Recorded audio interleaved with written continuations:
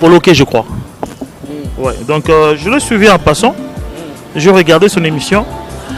J'avais eu des larmes en regardant cette émission.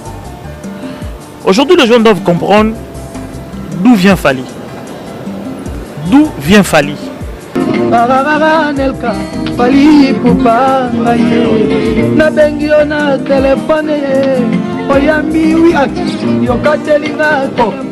Fantastique.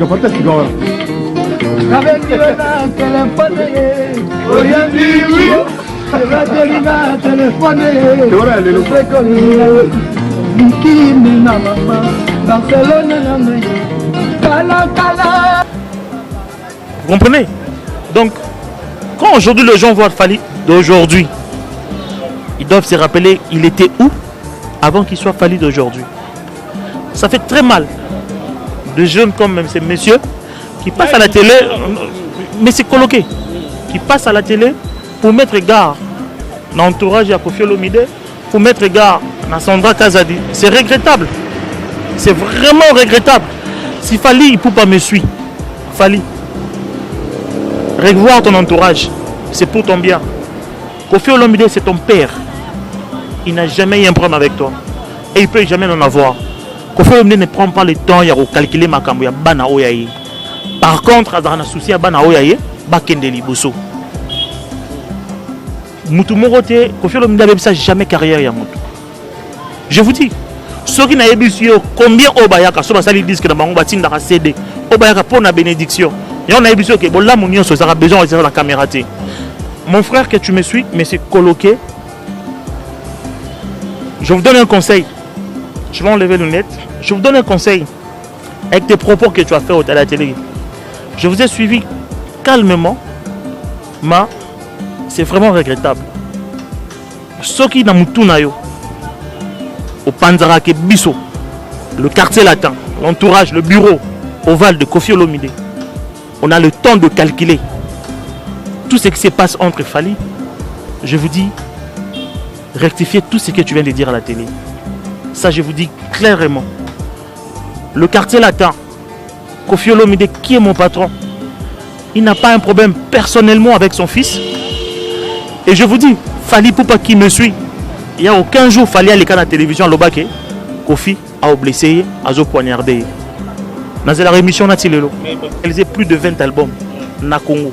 Je vous dis, allez-y vérifier. Je vous dis, c'est le seul musicien qui a réalisé plus de 20 albums connus et chantés na Congo. Donc ce n'est même pas quelque chose du nouveau pour Nabiso. Ils ont mingi parce que le vérité est banango. Quand on dit le guide, la vérité est là. Allez-y, rentrez, vérifiez le mieux vendu au monde. Je ne parle pas de l'Afrique, au monde. Vendu et vu, suivi. Donc, le lopeto qui ne peut être que le symposium et aux allez parmi les après 10 ans. Voilà. Alors, le lot. Batebele, Bamoni, Balandi publication, Koffi Olomide, classé dans le classement 16e personne devant, il y a Bob Marley au hasard 18e, 17e, Tozoé Baté. Donc, Tolande la Kaka. Pour ABC Bisso Balobi, et bon, artiste émission à Bisso, oh Lelo, Basali Combo, featuring Belé, Bazobet Libande Belé, pour n'aniter dans le classement, parmi 30 personnes, Baché Bangote. Pour tant que tout le monde a déjà mon pas à 16e, il faut tout le monde appeler sous aigle. Il peut battre à mon 3e banini. Na habite ceux qui a la 3e ou 2e. Publier mon pas au Torosa la bouée. Toko tangona nous. Masolango et comme na niveau ni. Pour tous ceux qui peuvent publier. Netoye ba ka ketam sous ba filma qui ba diongola qui ba filma qui. Tous solangona. Martin, tu es devant un intello. Noninga kozala pembe na quadra. Soza na bagage te Koffi Obenda o pembente. Koffi Olomide, c'est un bosseur. C'est quelqu'un qui se réveille tôt et il dort tard. Quand il se réveille tôt, il n'a pas le temps de calculer Badil Yabatou. Moi, je prends peut-être, je passe au moins 24, je ne peux pas dire 28 heures à 9 heures du temps d'un patron. Le matin, quand il se réveille, il est plus dans son travail. Ou s'il n'est pas au studio, ou bien il joue le scrap, ou bien il est devant la télé et suit téléfoot. Blabla, je ne sais pas quoi là, il n'a pas ce temps-là. Je vais dire une chose. Je vais dire à la fille, Franck Semaï, Baïcho Koko, Batabano Babima, la Sema Kolonanga. Vous comprenez? Ça veut dire que naïebi niveau par niveau. Donc moi je ne peux pas faire un débat. Déjà de le voir comme ça, elle a un problème de bagage. C'est un bon à rien. Et donc quand elle fait des choses pareilles, de dire des histoires, je trouve ça normal parce que c'est un bon à rien. C'est un bon à... Qu'est-ce qu'elle va dire? Qu'est-ce qu'elle va montrer? Qu'est-ce qu'elle va dire? Qu'est-ce qu'elle va montrer? C'est par rapport au bagage. Kofi Olomide aza papa oyoyo, azana mutemo azanango. Ceux qui disent na Congo, les musiciens de wana, peut-être musique dans ceux qui vont avancer. Il y a problème, il y a bagage, il y a problème, il y a moto nenga koleli, il y a problème, il y a éducation, il y a moto. Vous savez, dans mon thème, il y a Kofi Olomide.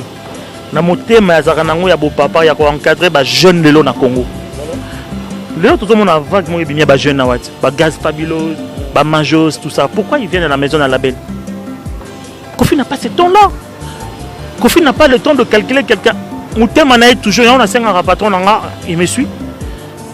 Papa, nous avons fait ça au thème. Parce que soit il y a un thème Martin, même Babiso Baidio, peut-être ça va être autre chose. Azana mon thème à Bomawa. Kofi a aidé beaucoup de gens dans la vie, ici, dans ces pays. Il n'a pas le temps qu'il soit à l'Eloko. Il faut bien la caméra pour et la qui s'amoutou. Non, na sala qui s'est 50 maman à l'hôpital, na sala qui boye. Il n'a pas ce temps-là. Tout le monde a parti, c'est bon les cas. Ça peut pas bon l'hôpital, bazola qui s'est bazo filmé. Bolam ya mutu. Bolam ya mutu. On rezaka mabe. Martin bolam ya mutu. Balaksa on a télévision té. Qui n'a pas envie de travailler avec Kofi Olomide? Qui dans ces pays? Qui? Et qui joue pas le tchatcho dans ces pays? Musique monte betara sans tchatcho. Heureusement chanson n'allez sur orchestre, non sur orchestre. Elle a wenge et betara tchatcho. Moi je vous dis l'histoire vraie. Donc c'est qu'avec quelqu'un qui a ramené quelque chose de plus dans la musique Nabiso. Lelo, Fena Kangona, tout le monde est résultat. Bonjour mesdames et messieurs, bonjour encore à tous les Congolais de partout. On est au Sobotal Rabisona, Elenga Congo TV, chaîne Moko Nakatia, République démocratique du Congo, RTNC, il y a YouTube, Netobengaka. Elenga Congo TV, merci vraiment. Na confiance nous sommes mesana ko pesa biso na musala kitoko otozali ko sela bino. Tongo midi pourquoi na katia Elenga Congo TV, Martin Engi double vitesse à fusée. Na on continue toujours na ba vitesse oyopo et c'est Pelissa Karisha Sadik la Finlandaise, maman sociale ozotala biso na niveau ya Finlande, fondation Sadiki, famille Sadiki Mobimba. Merci P na DJ Tobis na Pesio Bambote Place Ozali. Merci na Romel Mosengo Mobutu toujours na niveau ya Europe. Merci na les jeunes patrons Junior Lange Mutu Oyo Asimbi États-Unis na maboko na Junior Lange na Pesio P Bambote a tropo ozo continuer toujours ko soutenir FARDC Bendele Ekweyate. Il y a Mboka Nabiso, République démocratique du Congo. Merci Pena Fondation Fifi Djouna, Fondation Oyo, tous ensemble, Maître Gims Badadjou, donc la République démocratique du Congo. Martin Engi, déjà na Zolobela, pour la Fondation. Merci na Bandeko Nyoso, Obotal Rabiso, Mama Anto Aluta Antoinette. Mesdames et messieurs, le lot actualité, Oyo, ils ont dominé le lot. Il y a Kofi Olomide, Nassir Bouti. Comment on a publié Kofi Olomide, donc 16e personne. Donc Liboso, il y a Bob Marlène. La publication, on va publier 30 musiciens Oyo, Bazoyoka Bango Makasi, Bazoyoka Nanamon, Kofi Olomide Azali 16e personne.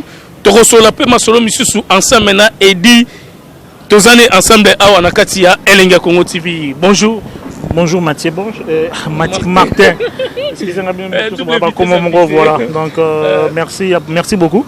On a une invitation excusez-moi peut-être par rapport à temps parce que là il est à l'hôpital, moi santé dérangée moi mouké et bonjour à Mélomane surtout au Rolanda Bisso par rapport à ma question ma réponse là. Boni santé siko santé de Jolobi et Pesimote boni santé Yorkes Mobimba po Kofi Olomide lelo azate azana niveau ya libanda bakwenda vutuka kaka to ebite obetela biso no poto moni kaka na ko voyager Kofi Olomide to moni pe ba featuring misusu ba biloko asika o ba surprise ezali to solana no Kofi Olomide déplacement na premièrement na longono lunette pour ba Meloman pour un patron là je dirais que à ça qui déplacement pour un finissage il y a volume 1 il y a légende là actuellement il se trouve à Paris pour un finissage à ma bureau à monsieur Miké dernièrement pour une vidéo moi qui na Caris parce qu'il fallait Caris payer Yobigar Nicolo via le patron le bakige Batu ngana via ba petit nazaraka na bango pour na tikila pe bango tonté donc on ndenge via linga ba petit na ye oyebikaka légendaire donc il est tout le temps devant baleki oyaye yango pe karisa yaki basala pe mo eloko ndenge pe ba Nazar ba Keblak ba tutsu basala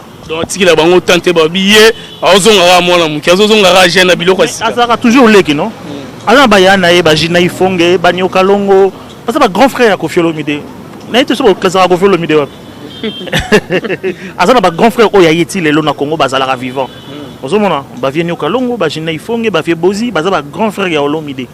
Donc il y a encore le temps. Merci. Donc déplacement à Koffi Olomide, tozelara ba surprise et belé o azali ko sala po o éclairci no ba te belé o bazo zela kaka ba biloko ya sika et bima surtout ba o bazo zela concert na niveau ya France donc nzamba osunga il faut betama. Donc ezelo ko betama pe nzamba osunga. Oui, concert est confirmé yo arena le bato tout basé là en novembre. Bateau barataki moni il faut respecter vague ezo ya Covid tout ça mais respect karaizala au moins sur reçu vaccin na yo aux avons la facilité à côté de l'activité belé bolanda na vidéo patron na ngozo ki premier vaccin et autre deuxième vaccin et lisusu ba biso pe yo utukuta nga siko notre la test ya Covid pour nous appeler vaccin nga donc conseil ça bel bien na novembre na you arena pour mon le remboisa le guide. Il y a un tapé Saranzela, il y a un élection Zénith de Paris, Bercy de Paris, les lopes tout dans Arena Défense. Voilà. Alors, stratégie ni bozo asikopo, tu es bien combattant la bisopé. Bien sûr que maramba o combat aussi la té. Tout le monde peut ba utaki ko kangabo kechu donc azolande déjà ba dossier na ndezali. Est-ce que stratégie ni bozo na bande ko na biso parce que baza bande ko na biso ba congolais baza niveau libanda ba diaspora. Et que ça ande po système bakan. Tantôt au balingi kofe beta, tantôt au pe bazo ba kofe ko beta te. Pour tout monde là, même boké tu ala la na mabele, azo sambela na lo sambo pour kofe beta concert. Bon, au moins ils a combat naï. Ils a combat naï, moi je suis pas là pour na le pourquoi ba combattre balingi beto. Ngana lo bango à chaque fois que ba combattre za combat na bango mo boy ba ebelo ko bango mo basala. Mais pour un concert ba to ba somba ba billet. Moi je dis à haute voix que ba to ba somba ba billet concert ko za na yo arena en novembre. Bon, on a un concert de la vie. Donc, quand les gens demandent concert de la vie, c'est quoi? Je crois que le bara français. Concert de la vie, achetez vos billets, vous allez savourer. Alors, est-ce que Lelo et Rosala, musicien pour te jouer battre, Nani Rokende déjà, donc, fille confiant, et ça va pour tout le monde, musicien, bazo travailler kaka. Est-ce que mon père, quand même, appelle, non, qu'est-ce que mon bimba, wana, kepe poto, Lelo pe ba gêne, tout le monde dans le quartier latin international. Concert Pessili, Bazongi pe République démocratique du Congo. Ce sont des jeunes qui ont sillonné au moins plus ou moins 300 pays d'Afrique. Aller-retour. Les jeunes au monde, Balindalala, Bébé J3, Mayase, Koboy, Soferrari, ce sont des jeunes, chef Nabiso Volcan. Ce sont des jeunes Lelo, peut-être parce que moi je gère la production. Ce sont des jeunes qui ont un complexe Moroté, Batam à Kinshasa. Donc, pour tout le monde, ils ont devoir na bango o esenga na quartier latin devoir à tout le monde les anciens de quartier latin Sam Chitou Fali Ferré Koussa Suzuki donc ils ont devoir donc tout le monde en fait na quartier latin dans une entreprise comme on dit Koffi Olomide c'est le patron. Quand je dis le patron c'est le seul orchestre où ils ont mieux géré les lots à Kinshasa. Quand je dis Kinshasa, et puis je parle de la République démocratique du Congo. Donc, quand c'est une entreprise, nous sommes en organisation. On va dire que nous un complexe Moroté. Poto ou pas poto. On n'a pas seulement eu Arena. Il y a un tournée de Canada. Et puis, il y a aussi les États-Unis qui nous attendent. Mais on a on est trop en Afrique. Tout le monde a ramené Mikili, Malili, donc on va recommander Mbala et l'autre mot. Est-ce que Barozon va remettre un concert? Mais retour. Ce sont des jeunes qui ont réalisé plus de 4 disques na Kinshasa. Mais ils vivent normal. Ils ont réalisé plus de 4 disques. Au moins, ils n'ont pas de moment où ils ont des problèmes, tout ça. Ils n'ont pas de c'est rien du tout. Ils ont joué à soi 2 fois Zénith. Donc, c'est rien du tout. Merci donc tous ensemble donc tous sur la rama solo il y a Koffi Olomide mon pomme conduit au Azana niveau il y a Europe donc ensemble na Edi il y aura donc tous années à poto sur la Katia Elenga Congo TV. Alors tokota na nous likamba publication bauti ko publier 30 musiciens ba musicien na biso Afrique oyo bazoyokana partout dans le monde oyo bazoyoka bango makasi. Parmi les musiciens, on a parmi 30 personnes, Kofi Olomide aza 16e personne. Aza devant, il y a Bob Marley, aza 18e. Tout cela, on a tout le monde qui a Kofi Olomide, malheureusement, il y a polémique. Aza Liboso, il y a Bob Marley. Tout cela, on a. Et ça, c'est Sengo. Il y a le rôle à tout célébrer. Mbotama ya muntu moko boye. Oaza, mbotama même ya Jésus-Christ. Au moni, Bablo Raboye, Mokilifo et Monaka, réalisé plus de 20 albums. Na Congo. Je vous dis, allez-y vérifier. Je vous dis, c'est le seul musicien qui a réalisé plus de 20 albums connus et chantés na Congo. Donc ce n'est même pas quelque chose du nouveau pour Nabiso. Et ça, c'est un bon mingi parce que le vérité est nango. Nani azalaraye likolo ya bato. Quand on dit le guide, non, la vérité est là. Allez-y, rentrez, vérifiez le mieux vendu. Voilà. Au monde, je ne parle pas de l'Afrique, au monde, vendu et vu, suivi. Voilà. Donc, le lopeto qui peut être qui un symposium et aux allez parmi les après 10 ans. Voilà. Alors, le lot, Batebele, Moni, Balandi, publication, Kofi Olomide. Classé dans le classement 16e personne devant il y a Bob Marley au hasard 18e pour 17e tozoé batté donc Tolande la kaka ba bisi biso balobi et bongo artiste émission na biso oyo lelo ba sali combo ba featuring belé bazo beta libande belé pour na nité na classement wana parmi 30 personnes batie bango té pour tant biso tout le monde a déjà mon pas au 16e il faut tout le monde a pété sous aigle il peut batie à tellement 3e banini na ebité so ya 3e ou 2e. Non, c'est avec le temps. Et alors, aux autres, solo, il y a mon bac, na mon dans la licence. Ils ont moi, mon dans la bac. A outi na SEM 1, SEM 2, à passer collège, à un lycée, à eu bac. Ce qu'on a mon dans la licence. Au moins, que les solo, on béton au moins genre. Mais vous comprenez Makambu. Il y a comment numéro 1 à RDC, dans le classement, il faut ça. Déjà, Martin, il y a comme tout ça, on débat. Mais moi, je publié officiellement que Kofi Olomide 16e parmi les 30 géants des grands au monde. Tu as la 16e, la 30e. Au monde, il y a carte. Donc ce n'est même pas quelque chose de ça dans le débat. Puisque tu célébrer le 27 dans l'hôtel Pullman. Bandela no programme pour batune so balanda pour la fête et 16e personne ya Kofi Olomide dans le monde. Non ben Batubaya le 27 dans hôtel Batubaya le 27 dans hôtel Pullman boya to célébrer. To célébrer déjà. On dit le to bengara papa Quadra mais tout comment on peut ça parce que Quadra Koraman déjà et c'est clôturer ma solo. Oh to battre to peut ça papa Fena que to battre. Même Batubaya le 27 dans l'hôtel Pullman. Baya, ils ont le concert Indépendance Tchacha. Mais Batubaya, Baya Mukolongo Baoyeba. Batubaya pour la publication outil qu'on publié classement il y a 30e personne. Donc Kofi Olomide a 16e personne devant Bob Marley a 18e personne. Donc ils allaient déjà pour la bana latino, bana quartier latin international pour le classement il y a Kofi Olomide mon pas mokondi. Alors tout kotano li solo oyo il y a Makambupe il y a la publication là to publié mon pas to sala boy to kotango nanu masolongo et comme na niveau nini po to zela qui peut ba publier ndeto yeba ka ketam susu ba filmaki ba diongola ki ba filmaki to solango nanu. Martin, tu es devant un intello. Nous n'avons pas la pembena quadra. Si on a un bagage, Kofi Olomide Kofi Olomide c'est un bosseur. C'est quelqu'un qui se réveille tôt et il dort tard. Quand il se réveille tôt, il n'a pas le temps de calculer Badil Yabatou. Moi, je prends peut-être, je passe au moins 24, je ne peux pas dire 28h à 9h du temps d'un patron. Le matin, quand il se réveille, il est plus dans son travail. Ou s'il n'est pas au studio, ou bien il joue le scrap, ou bien il est devant la télé et suit téléfoot. Blabla, je ne sais pas quoi là, il n'a pas ce temps-là. Je vais dire une chose, je vais dire à la fille Karine Mokondi qui me suit, à Otalanga, moi je l'ai encadrée. Elle sait qui je suis. Je ne peux pas dire la chaîne où on a encadré. Je suis réalisateur dans une chaîne de télévision où on a mis ça peut Bana. Belo Basa géant le lot. Franck Stemai, Baisho Koko, Batabano Babima la Siama Kolonanga. Vous comprenez? Ça veut dire que naïebi niveau par niveau. Donc moi je ne peux pas faire un débat avec Karine. Pourquoi? Dans le sens que déjà de la voir comme ça, elle a un problème de bagage. C'est un bon à rien. Et donc quand elle fait des choses pareilles, de dire des histoires, je trouve ça normal parce que c'est un bon à rien. C'est un bon à... Qu'est-ce qu'elle va dire? Qu'est-ce qu'elle va montrer? Qu'est-ce qu'elle va dire? Qu'est-ce qu'elle va montrer? C'est par rapport au bagage.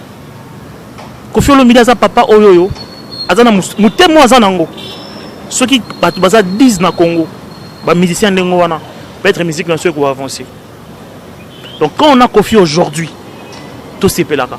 C'est un chevalier.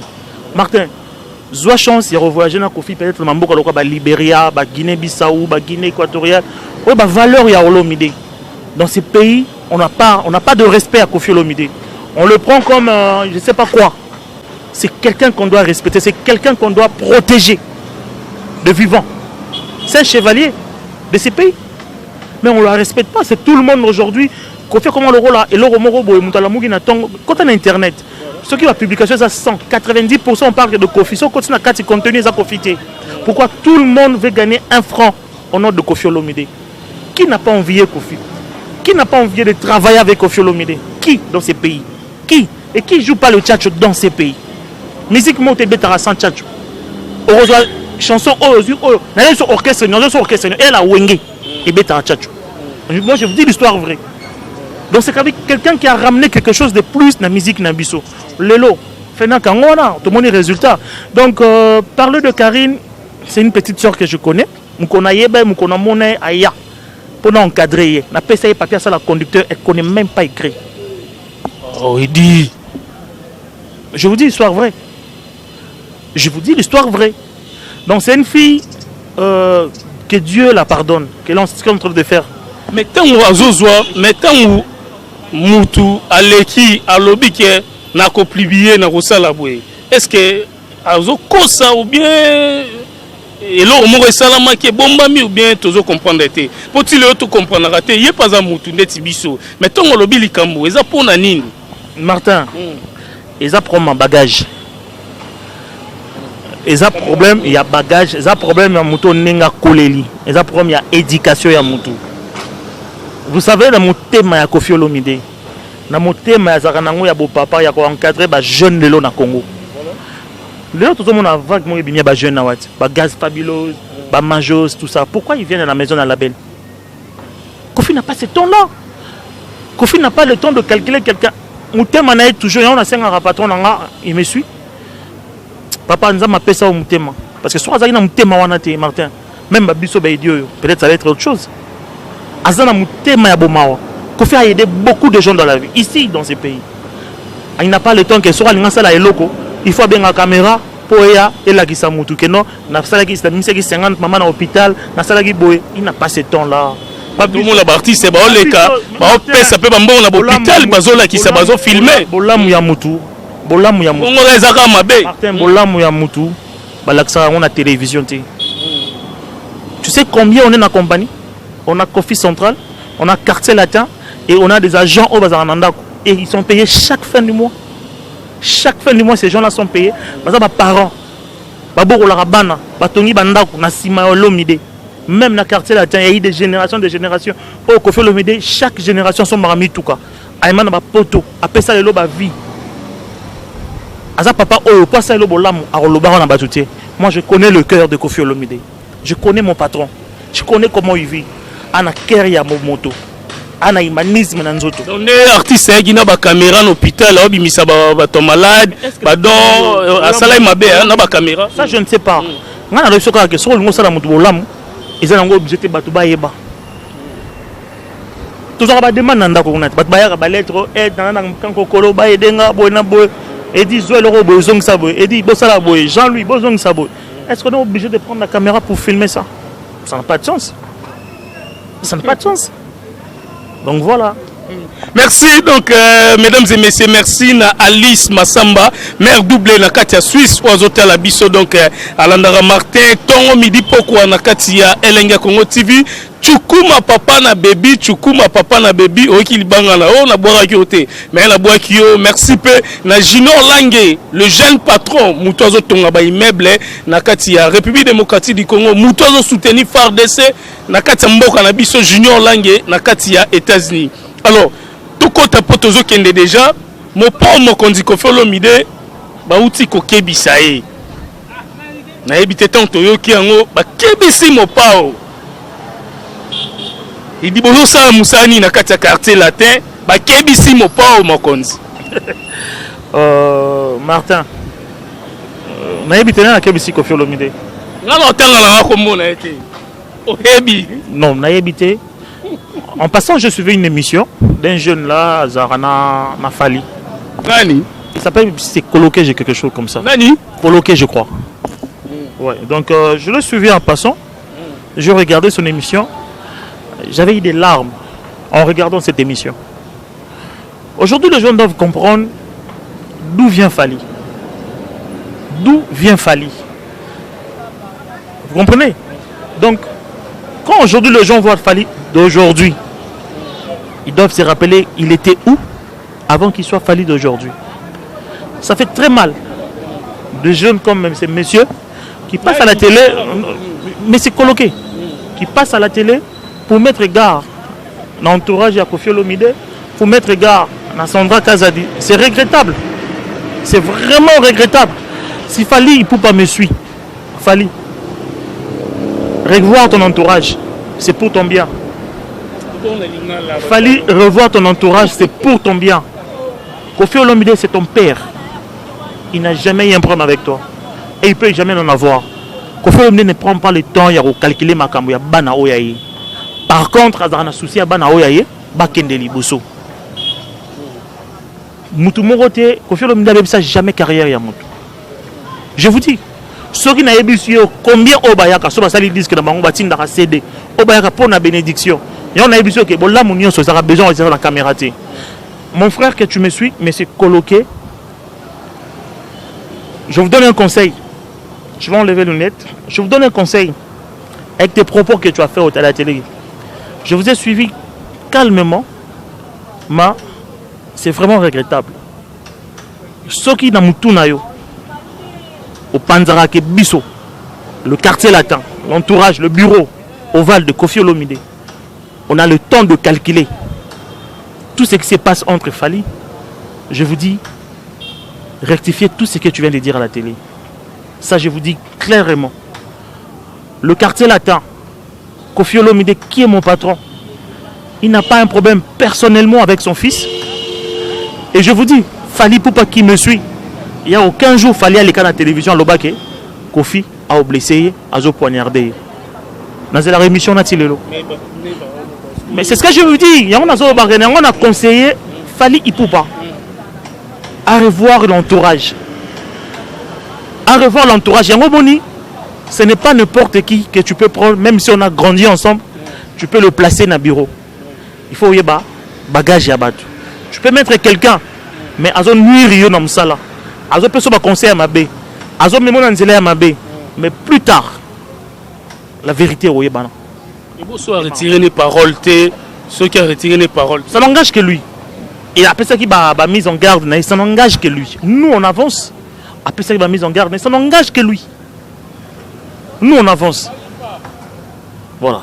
Merci. Donc, Congo TV donc polémique ça la moi bien, mais ndenge bien Martin Engi double vitesse à fusée.